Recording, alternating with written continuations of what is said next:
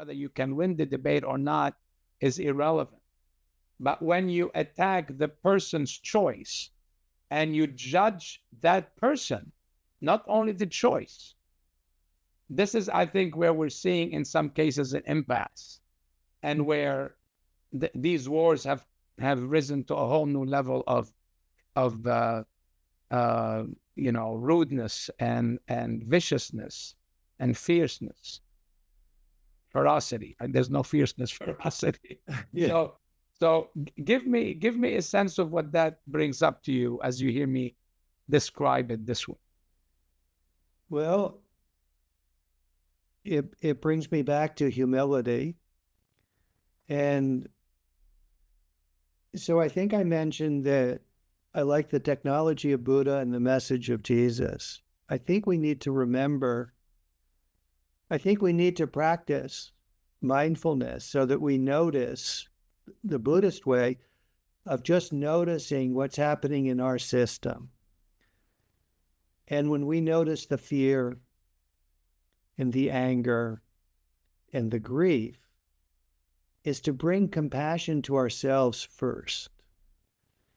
And Kristen Neff, who's written a book called Self-Compassion and is a PhD psychologist and leading researcher in the subject of compassion, has a little formula that she uses for herself. Hers is 4-part. I've adapted it to a 3-part formula. And the first part of the formula is to simply notice when we're experiencing a moment of suffering. Not to deny it, not to exaggerate it, but just notice, wow, this is a moment of suffering.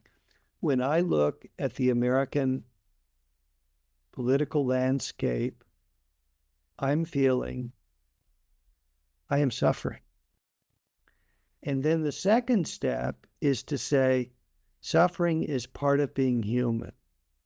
Suffering is part of being human. So when I do that, I participate in my shared humanity with you and everybody else.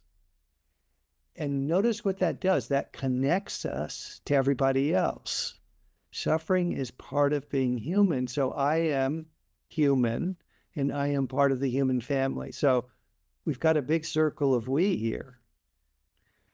And the third step is to say, may I be kind to myself. So there's an intention and there's compassion. This will settle our own system. And as our own system settles, we're energetic beings, our energy field becomes more coherent.